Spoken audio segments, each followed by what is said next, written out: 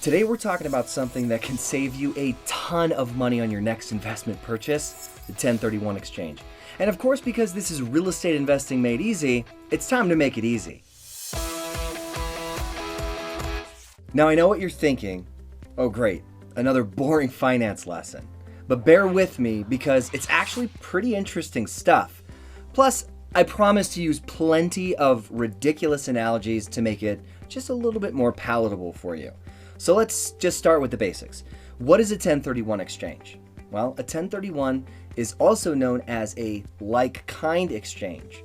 And it's a way for investors to sell an investment property and then defer capital gains tax on that sale. Sound good so far, right? Well, here's the catch. You actually have to use the proceeds from the sale of another investment property to do a 1031 exchange. Now, there are a few different types of 1031 exchanges, and each one of them has its own set of rules. So let's go over them quickly.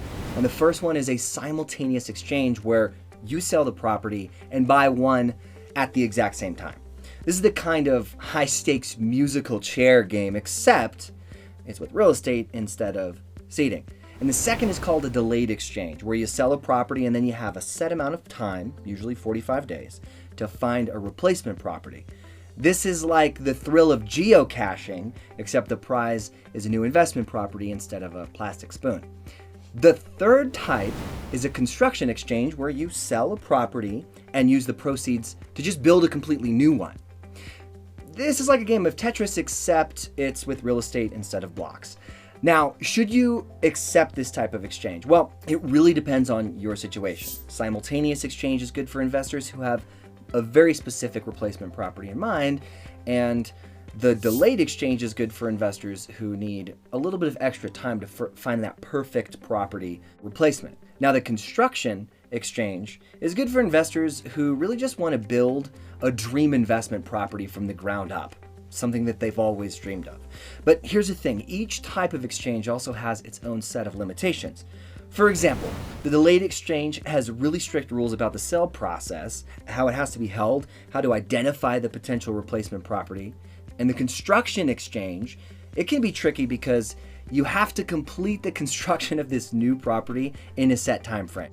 And we all know that doesn't always happen.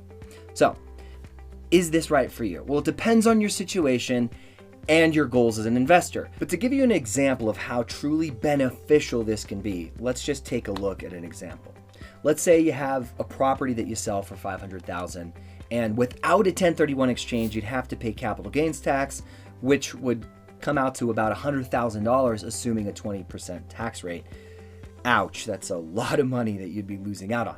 But with a 1031 exchange, you could defer paying those taxes until you sell the replacement property. So if you use the $500,000 to buy a new investment property and hold on to it for a few years, you could potentially save a lot of money on taxes.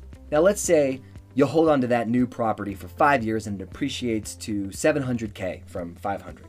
Now if you sell it at the price and don't do a 1031 exchange, you have to pay the capital gains on the $200 gain, which would come out to about $40,000. Again, assuming a 20% tax. But if you do use the exchange, you can defer paying capital gains until you sell the replacement property. This means that instead of paying $100,000 in taxes up front and $40,000 on the gain of that second property, you could potentially save a total of $140,000. Now, that's a pretty significant difference. And while I can't guarantee that you're going to save this amount of money, it's definitely worth considering a 1031 exchange if you plan on selling an investment property to buy another one. But keep in mind that a 1031 exchange, it's not for everyone. There are strict rules and deadlines to follow, and you'll need to work with a qualified intermediary to make sure everything's done correctly. So, make sure you do your research, consult with a tax professional before you decide to do a 1031 exchange, and before you know if it's right for you.